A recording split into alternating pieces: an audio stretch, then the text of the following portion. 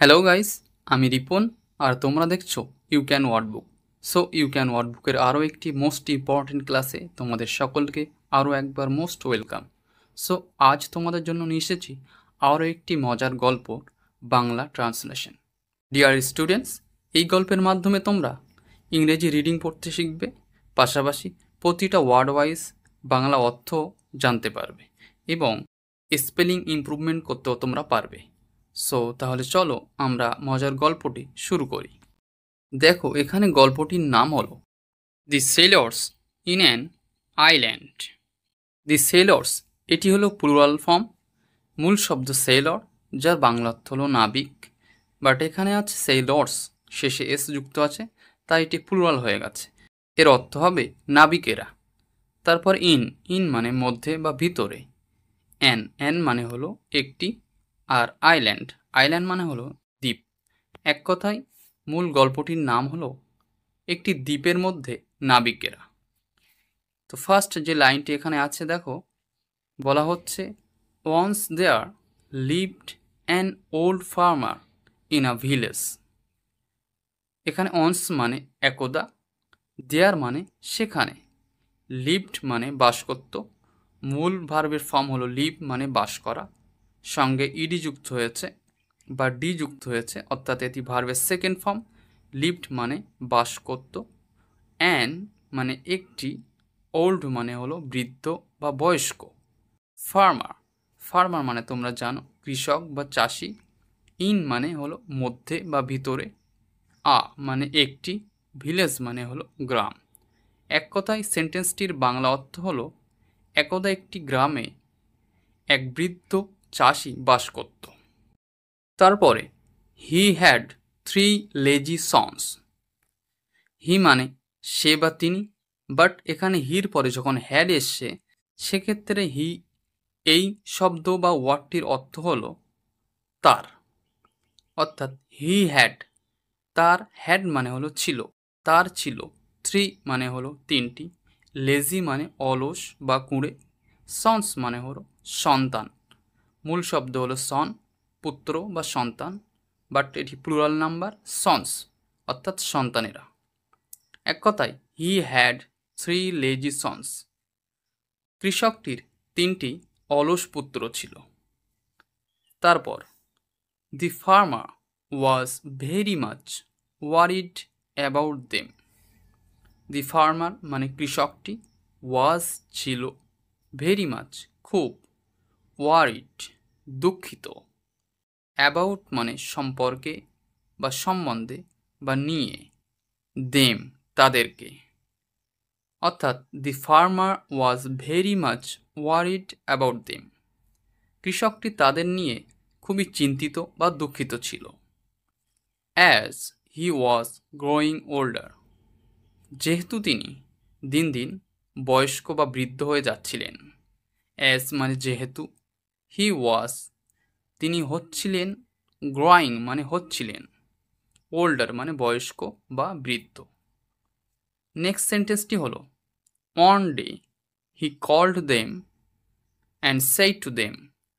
One day মানে একদিন, হি মানে তিনি, কল্ড মানে ডাকলেন, দেম মানে তাদেরকে, অ্যান্ড সেইড এবং বললেন, টু দেম তাদেরকে, মাই সন্স হে আমার সন্তানেরা, I have buried all my treasure in my land. সেন্টেন্সটির অর্থ হলো আমি আমার সমস্ত সম্পদ আমার ক্ষেতে বা জমিতে লুকিয়ে রেখেছি। এখানে আই হ্যাভ বিউরিড, এখানে বিউরিড মানে হলো সমাহিত কিংবা পুঁতে রেখেছি, অল মানে সকল, মাই ট্রেজার আমার সম্পদগুলি, ইন মাই ল্যান্ড আমার জমির মধ্যে, এখানে ল্যান্ড মানে হলো জমি বা ক্ষেত। তারপরে দেখো dig the field and you will find treasure. Dig মানে এখানে খনন করা বা খোঁড়া, দ্য ফিল্ড মানে জমি বা ক্ষেত, অ্যান্ড এবং ইউ উইল ফাইন্ড তোমরা খুঁজে পাবে, ট্রেজার মানে হলো সম্পদ। অর্থাৎ dig the field and you will find treasure, যখন তোমরা জমিটা খুঁড়বে তখন তোমরা আমার লুকানো সম্পদটা সকলেই তোমরা খুঁজে পাবে। তারপরে the sons dug up the whole field. The sons মানে সন্তানেরা, ডাগ আপ মানে খুঁড়ে ফেললো বা খুঁড়লো। The whole field, the whole মানে এখানে হোল শব্দের অর্থ হলো পুরোপুরি বা সম্পূর্ণ, ফিল্ড মানে জমি বা ক্ষেত, অর্থাৎ সন্তানেরা পুরোপুরি জমিটি খুঁড়ে ফেলল। বাট মানে হলো কিন্তু, ফাউন্ড নো ট্রেজার। এখানে ফাউন্ড হলো ভার্বের সেকেন্ড ফর্ম, মূল ভার্বের ফর্ম হলো ফাইন্ড মানে খোঁজা। যেহেতু এখানে একসঙ্গে আছে ফাউন্ড নো, এক কথায় এর অর্থ হবে খুঁজে পেল না, কি না ট্রেজার, সম্পদ। তারা পুরো জমিটা খুঁড়েও তারা সেই সম্পদটা খুঁজে পেল না। পরের line, the farmer asks them to sow seeds. কৃষকটি তাদেরকে বললেন এখন বীজ রোপণ করার জন্য। এখানে সো মানে বপন করা বা রোয়া, সিডস মানে হলো বীজ। এক কথায় ফসলের বীজ রোপণ করার জন্য বাবা তার সন্তানদেরকে বললেন। আফটার সাম ডেজ, আফটার মানে হলো পরে, সাম মানে কিছু, আর ডেজ মানে হলো দিন।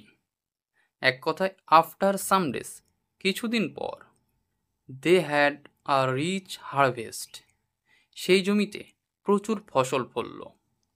এখানে রিচ শব্দের অর্থ হলো ধনী বা উন্নত, বাট এখানে রিচ শব্দের মূল অর্থ হবে প্রচুর। হারভেস্ট মানে হলো ফসল। কিছুদিন পরে সেই জমিতে প্রচুর ফসল ফলল। তারপরের লাইন দেখো, the sons understood the value of the hard work. The sons সন্তানেরা বা পুত্রেরা, আন্ডারস্টুড এটি ভার্বের সেকেন্ড ফর্ম, মূল ফর্ম হলো আন্ডারস্ট্যান্ড বুঝতে পারা। আন্ডারস্টুড মানে বুঝতে পেরেছিল, কৃষকের সন্তানেরা বুঝতে পেরেছিল দ্য ভ্যালু, ভ্যালু মানে হলো মূল্য, অফ দ্য হার্ড ওয়ার্ক কিসের মূল্য না হার্ড ওয়ার্ক শব্দের অর্থ হলো কঠোর পরিশ্রম। এক কথায় সেন্টেন্স বা বাক্যটির বাংলা অর্থ হলো শেষমেশ সন্তানেরা বুঝতে পারল কঠোর পরিশ্রম করার মূল্যটা আসলে কি। সো ডিয়ার স্টুডেন্টস, গল্পটি মোটামুটি তোমরা বুঝতে পেরেছ এবং এর ভিতরের বাংলা অর্থগুলো এবং সঠিকভাবে উচ্চারণের নিয়মগুলো কম বেশি তোমরা জানতে পেরেছ। এখন তোমাদেরকে আমি জানিয়ে দেব গল্প বা স্টোরিটির মোরাল বা নীতিশিক্ষা। দেখো এখানে লেখা আছে, hard labour is the treasure of life. মোরালের বাংলা অর্থ হলো কঠোর পরিশ্রমই জীবনের আসল সম্পদ। যেহেতু গল্পটির মধ্যে এটাই আমাদের নীতিশিক্ষা দেয় যে পরিশ্রম করলে সেই পরিশ্রমের ফসল একদিন না একদিন ঠিক ফলবেই। সো ডিয়ার স্টুডেন্টস, তো আজকের গল্পটি এখানেই শেষ হলো। দেখা হবে আবার নেক্সট ভিডিওতে, ততক্ষণে সকলে ভালো থেকো। See you, good bye.